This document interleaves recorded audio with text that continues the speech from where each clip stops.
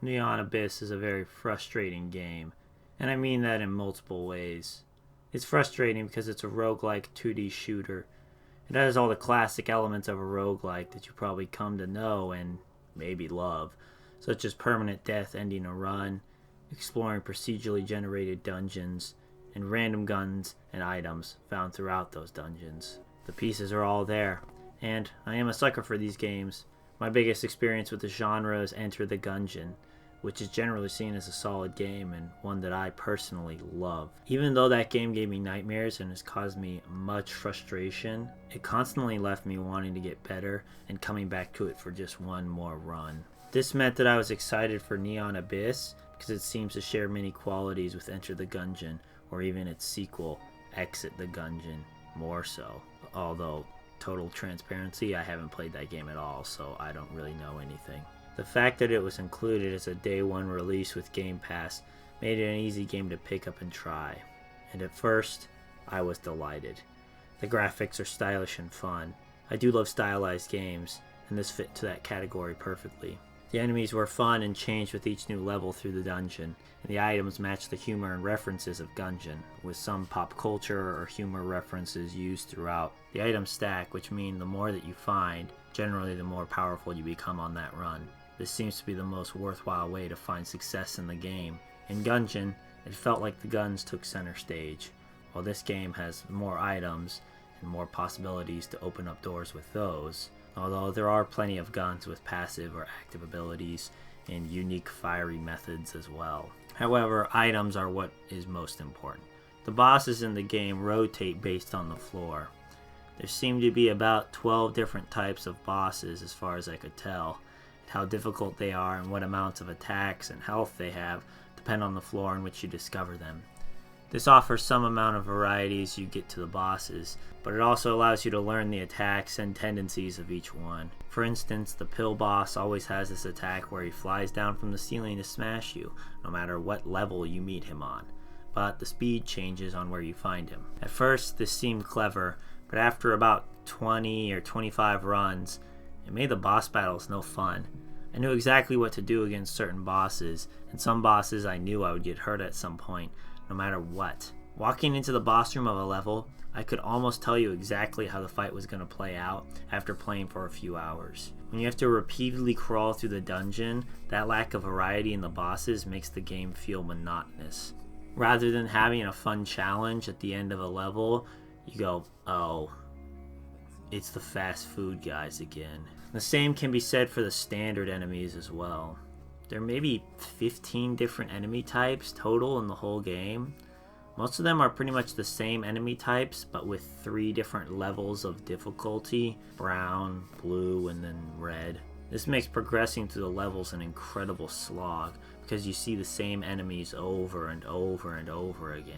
For comparison, in Gungeon, I can easily think of over 50 enemy types. In a game like this, where you're going to be playing through similar levels over and over again, you need the variety in the enemy types to make the game fun. It doesn't help that some of the enemy types seem purposely built to be annoying, like these claw enemies that disappear only to teleport right to you and hit you, or the snake enemies that hide in the walls only to pop out randomly somewhere in the level.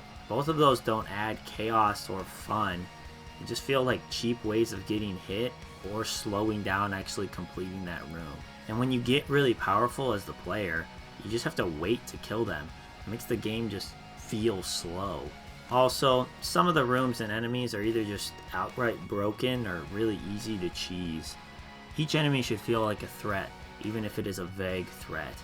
But when the AI gets stuck or lost, it makes some of the rooms really stupid. Again, to draw a comparison to Gungeon, the Bulletkin are the standard, easiest enemy, but that didn't stop them from hitting me a whole bunch of times on all my playthroughs. The easiest enemies in this don't even stand a chance against you. Kind of just makes you go, what's the point? One positive is that there is a lot of variety in the items that the game allows, and there are many different combinations that can change your run and your game style. I'm impressed with the simple amount of items, and I've yet to come close to unlocking them all.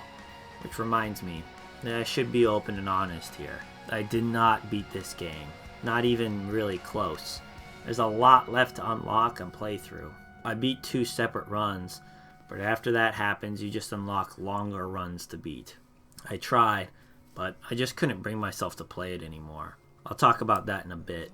In all of my runs, I was always discovering different items or unlocking more from the upgrade menu. It's fun to get new stuff, but it always felt like I had no idea what I was picking up. Some of the items do actively hurt you as well, so after a while I always ended up checking on the internet before deciding between 2 items, or even just picking one up in general. I wish there was some sort of system to better present everything, but I might just have to put in more time to memorize the items. Speaking of the upgrade menu and unlocking items, everything takes so long. The standard unlock price was 5 golden diamonds. You only get these golden diamonds by defeating a boss, just like in Gungeon. Whoa, crazy, right?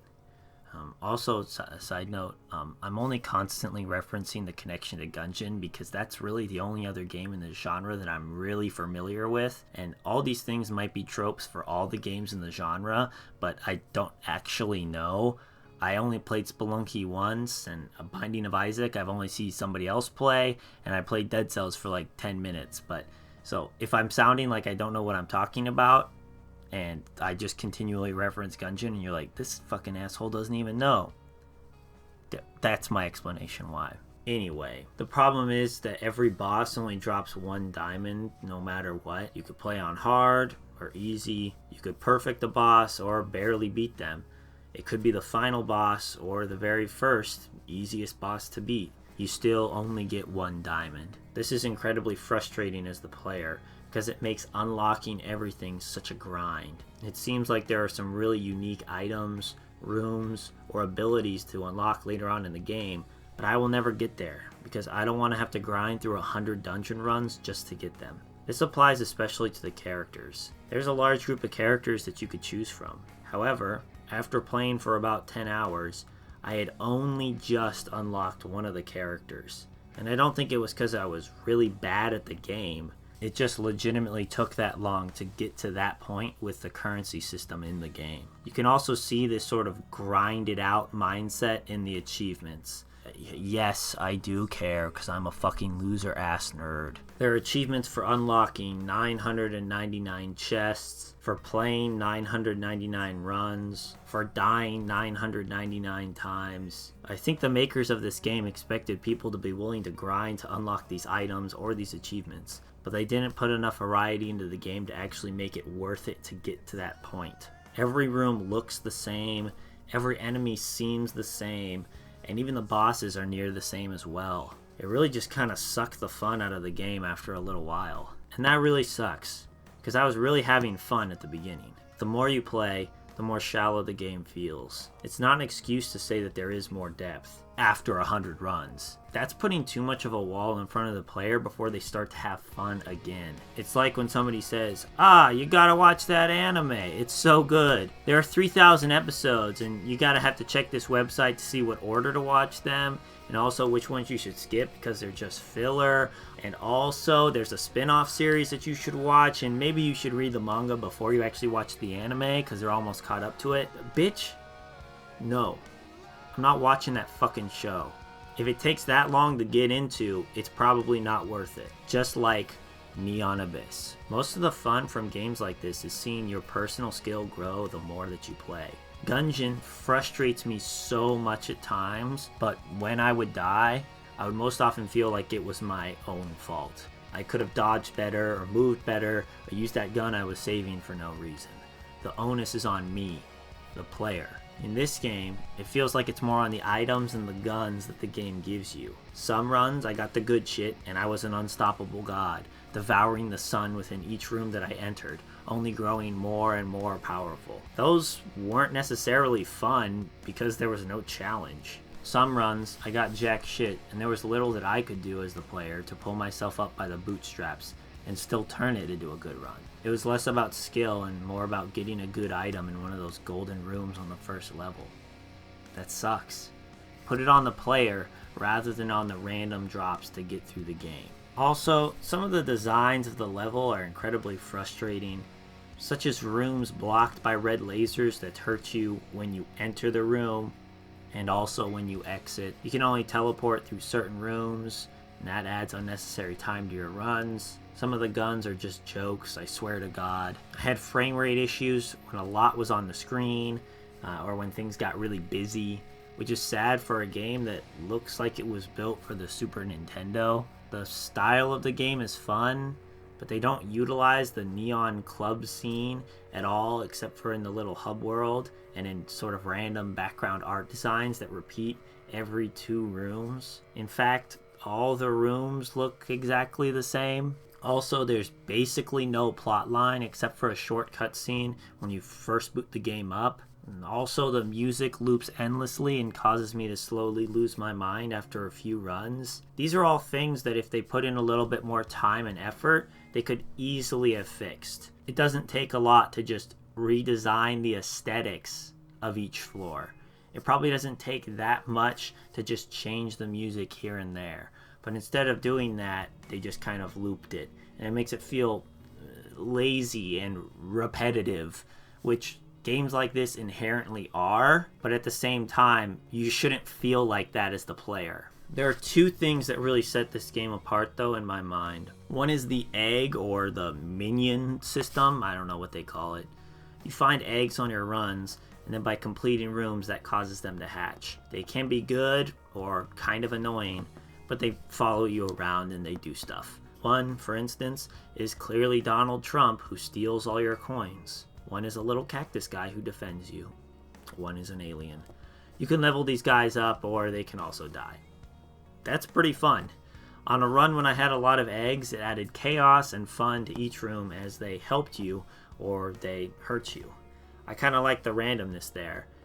And you can opt out just by never picking up the eggs if you wanted. Another example would be a cat who would go and pick up the hearts in a room and drop moldy hearts, which would actually hurt you instead. And you'd have to rush to get the heart before the cat got to it. And that was just fun. It was just an easy, simple thing that made the game fun. The last thing that the game does really well is the built-in seeding system. This allows you to save the run that you just had to replay it, or to pass along to friends as well, to see who can make it the furthest, finish it the quickest, etc. This is the best way of saving a game for a game with permanent death, and it could be something that could add a lot of fun with a group of friends, or something that you could challenge yourself with. I like that idea a lot, even though I never used it once because I didn't feel like it was an actual accurate game experience. I really like the design of the game, I like the aesthetics, but there just isn't enough to really sink your teeth into. And I really wish there was. Instead, I just wanted to go back and play more Gungeon instead. This game has really positive reviews and it just kind of baffles me. The game's not bad at all, but it shouldn't be rated as high as it is. It makes me think that many reviewers didn't play long enough to hit the wall of stale, and that kind of sucks. It is in the game, and it will probably come for you too, but I don't know, like 2.5 out of 5 or something like that. Bye.